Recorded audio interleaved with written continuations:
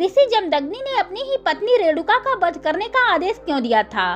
दरअसल एक बार एक राजा अपनी दासियों के साथ नदी में स्नान कर रहे थे। उसी मार्ग से देवी रेणुका आश्रम के लिए जल लेकर लौट रही थी।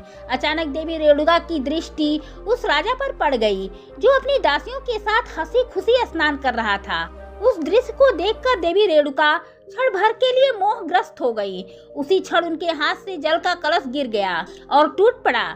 जैसे ही उनका मोह भंग हुआ, उन्हें अपने किए पर गहरा पश्चाताप हुआ। वह रोती बिलखती आश्रम की ओर लौट आई। उस समय आश्रम में ऋषि जमदग्नि अपने पुत्रों के साथ यज्ञ कर रहे थे।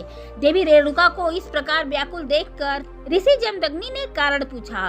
रेणुका ने सारी घटना बता दी और जल न लाने के लिए अपने पति से क्षमा मांगी। यह सुनते ही ऋषि जमदग्नि क्रोध से भर गए और अपने पुत्रों को आदेश दिया कि वे अपनी माता का वध करें। चारों पुत्र यह सुनकर भयभीत हो गए। भला कोई अपनी ही माँ का वध कैसे कर सकता है? वो मौन रह गए। पुत्रों की अवज्ञा से क्रोधित होकर ऋषि जमदग्नि ने अपने तपोबल से अपने चारों पुत्रों को पत्थर की मूर्तियों में बदल दिया। उसी समय उनके पांचवें पुत्र परशुराम आए। ऋषि जमदग्नि ने परशुराम को भी अपनी माता का वध करने का आदेश दिया।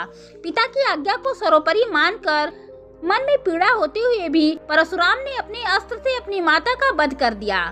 पुत्र के आज्ञाकारिता से प्रसन्न होकर ऋषि जमदग्नि ने परशुराम को वर मांगने को कहा। परशुराम ने अपनी माता देवी रेणुका और अपने चारों भाइयों को पुनर्जीवित करने का वरदान मांगा। तत्पश्चात ऋषि जमदग्नि ने देवी रेणुका और अपने चारों पुत्रों को पुनः जीवन दान दे दिया।